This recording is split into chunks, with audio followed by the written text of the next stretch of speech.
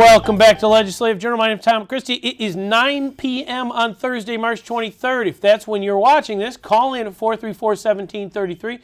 If you're watching it like at 2 in the morning, call in and just, say hi to Rich because he's usually here and he answers the phone at 2 in the morning and somebody wants to go on the air and talk to Tim Demler.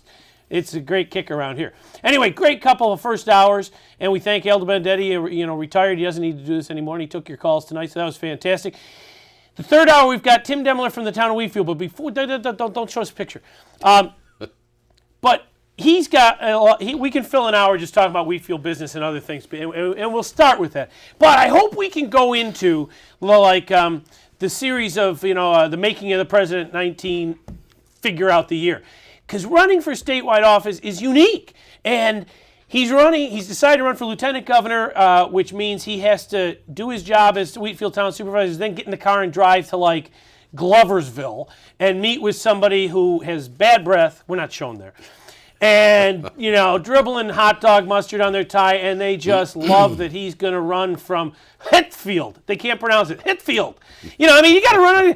It's the most fun you can have in politics doing something like this. And so hopefully we'll get into that. But anyway, Tim, welcome. Now show his face. Hi, Tom. How you doing? Hey, good. Thanks for coming. Good. Thank you. I'd like to get you back every 4 weeks or so and check up on that topic.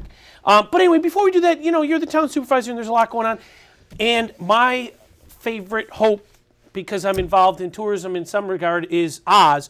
Yes. So can you talk about that first, and then maybe we'll get into other stuff? And when you're on the phones, they're going to light up. So yes. Well, I'll tell you, Tom. And I've kind of talked to you a little bit about it over the last several months here on this show and other places, and it's been a project that has generated great interest. Oh, geez. Not just from Wheatfield or Niagara County, but from Western New York and some parts of the rest of the state. So. It's been well noted, but I'll tell you, it's been slow in coming. I just had an email today, as a matter of fact, at Town Hall, somebody saying, well, when, we haven't heard anything recently, what's going on? And there was some, misunderstanding about dates. Back in December, the Oz Corporation president and board members indicated that they wanted to be getting ready for a listing of dates for the unveiling of the project, making sure everything was in order for the public review, for questions and answers, unveil the actual site plan so people could see where it'd be located and what type of studies have been done, and then have a public scoping session to get input from the residents to find out what they think and what their concerns may be. Well, in December, I announced that would be forthcoming in the coming weeks. There was a misunderstanding. The Oz people did not call for the meetings as of, at that time. I did, so that was my doing and my fault. So they aren't really behind schedule. They promised us that when they announced, and that announcement is coming very soon, that when they did, that the announcement, number one, would be real, number one, everything would be in place, and all that would be left to do would be to get the input from the public in the scoping meeting for the finalization of the environmentals, going through some of the traffic patterns for the traffic study, and then going on to the site work and the planning board. So I think I could tell you the first of 3 meetings will occur tomorrow, Friday. Wow. The second meeting will be requested, I think, as early. The listing of dates could be requested as early as next Wednesday of the town. We have a special meeting relative to the Greenway Commission, as fate would have it. And at that point, then, they would call a date for an unveiling, an official announcement. And this is coming right from the board's members' mouths, because I was on a radio show just 2 days ago, and I had Rick Birch, the president, with me, and he indicated the same schedule. So. Yeah. It hasn't been delayed. There's a lot of reason for cynicism in a project of this size. Well, it's almost $1 billion. It's just under $1 billion. Yes. I toss around millions in my life like nothing. So, right. If it's 950 or $1 billion, how else could you be a volunteer if you weren't, But I mean, and I guess the encouraging thing there is that they don't want, people that have $1 billion don't want to announce anything they're not ready they're going to do. So, I mean, that's what it is, right? I mean, these Correct. people, Right. they just don't do that unless they're sure of themselves. Right. Well, what they said is, unfortunately, the way some business is done in Western New York, and you know how that is. Announce it and don't do it. Did we do Exactly. a Skyway today with that? Well, it happens all the time. I mean, there's announcements, and I'm guilty of it too. I mean, we had some announcements at the mall 4 or 5 years ago that eventually did come to fruition, but it took a long time, and they weren't ready. Yeah. These people, when they announce, they are not just ready, but they haven't come to the government and asked for anything. That's the key. They've asked for the usual incentives, They're going to create 5,000 to 8,000 jobs. They're going to create up to $70 million in new sales tax revenue just from this project, not even talking about the residual aspect of the development, the other job opportunities that are going to be created because of it. And they're going to do it right. I think that's the key. It's taking longer. They're not making premature announcements. They're going to do it the right way. And when they announce it, that's money in the bank. They're going forward with it, and it's going to happen. It's going to happen in our area in the next couple of years. You're talking to people that have lived here all their lives, and you're right. We've seen announcements. I mean, I'm just jaded, you know? Right. So I'm excited because I've talked to people behind the scenes too, and you've introduced me to them, and it is very real. But I mean, we can't get excited because other than the casino, nobody's announced something, done it, and completed it. Right. Like in our lifetime, we keep getting the Bills built 2 stadiums, and the county paid for 2 stadiums, and we can't do anything right. Right. So I mean, I think that's some of our skepticism, and what you're saying is, yow, it's going to be cool. It's going to be cool. It's going to be big. But and you mentioned the casino. I thought that was, you're right. The casino was a major announcement. It did come to fruition. The problem with the casino is even on your previous show with Al, when you were talking, the problem is where's the residual development? Where's the benefit to the taxpayers of Niagara Falls and the area? One of the things that is going to be covered, not just when the Oz project announces, they're going to be announcing the development of the park, the creation of the jobs. But most importantly, this project will bring tourism here. It'll bring new dollars here. It'll help the hotel trade, the restaurant trade, all the business opportunities that we deserve in this area. But most important, it's also going to deliver something to the taxpayers that they have not seen in any major project that actually did come to fruition. Either the project's announced and never happens, or when it does happen, it doesn't give the benefit it promised. So here we are in a casino situation. I love the casino. I'm glad it's here. The problem is the citizens of the city of Niagara Falls are paying the highest allowable tax rates allowed by the state. There's something wrong with that picture. They've been the host community for 4 years.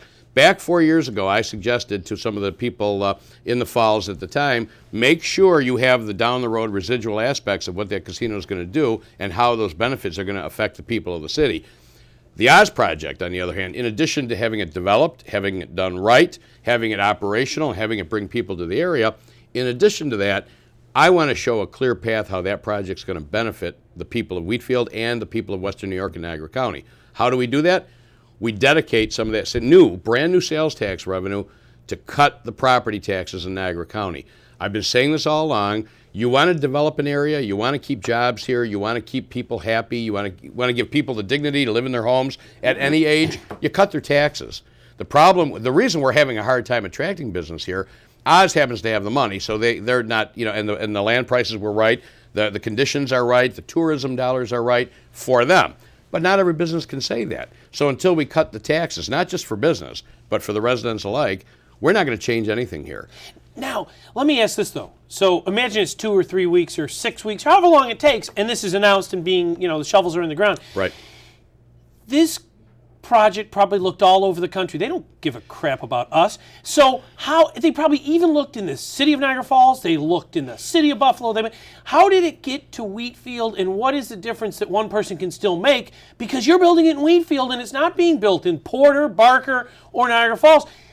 Why? I mean, because I might have laughed at these people 6 years ago. Or Well, I'll tell you, I laughed at them 3 years ago until I did my homework as well. And I think it's indicative and incumbent upon the elected officials who are involved to make sure they do their homework. Like I said, I am no different than any other local politician who's made premature announcements that probably shouldn't have been done. So I'm guilty of that as well. The difference between me and some of the politicians is I tried to learn my lesson and not do it again. So when we went through this project, we wanted to make sure the background information was correct. We wanted to make sure that the funding opportunities were there, the design, the trademarks, the licenses, all the stuff that's important to an operation like this. The other thing is they do control property in Houston. They did not go to Houston. They were not going to use, and I will tell you, the board of directors told me right up front, we are not going to use Houston and Niagara Falls or Niagara County as bargaining chips against each other. If we are going to go forward in Houston, we are going forward in Houston, and you will start reading about that. If we're going forward in Wheatfield, we're going forward in Wheatfield. So they made up their mind that I think Wheatfield was the location for a couple reasons. One, there's a 20 million person tourism market that comes here already. They want to tap into that. Secondly, they have land values that are inexpensive in Wheatfield, in mass, with a throughway system, and 50% of the United States and Canada within a day's drive of here. All the benefits that we've been selling, non-tax problems, all the other benefits played into what they needed, was conducive to their needs and their plans. And I was kind of a noisy person on the phone almost every day, talking to the board of directors, calling Texas, calling California, calling Indiana, and making sure that they kept Wheatfield on their radar and to get them here. We need the jobs. We deserve the jobs. We need the tax breaks, and we deserve them, and we're going to get them. Yeah. We could do the whole hour on this. I know. Before we go to calls, though, just tell me what it's like running statewide. And I made fun of people in Gloversville because we're not seen there, but I like Gloversville. And if we do, I'm going to deny you said that. Yes, well, you didn't say it, I said it, so, and this tape makes it to Gloversville. Gloversville's a lot like Lockport, right along the canal. But anyway, what's it like? I mean, you love this stuff, but... I do. I enjoy politics. And what's it like to actually throw your hat in the ring? I remember the night before we announced, Tammy and I were talking, and we were just talking with the family and friends and stuff, and I said, I got to tell you, I've been afraid in my lifetime, but I would have to say I was petrified. I was actually afraid. I knew what I wanted to do. I knew how I wanted to do it, but it's a big undertaking. It's a huge undertaking, not just at the work level, but just at the commitment level. There are a lot of people out there who are going to count on you and believe in you and hope that you take that message where it needs to go. So I was afraid. I mean, I was thinking, my gosh, but you know what? We made up our minds. The message that we've done in Wheatfield has done well. We've cut taxes. We've created better services. We are growing jobs.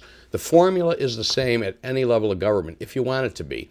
What we're saying is, now I know I'm not the answer to everything, and I know I don't have all the answers. You're really hard on yourself tonight. Well, you know what? I'll tell you why. Stop it! Well, no, but you are the answer. Well, you know what? All politicians can talk about problems. Everyone does. Every politician will tell you, you got this problem, you have that problem. Well, you know what? Instead of telling us what our problems are, tell us how you're going to fix them.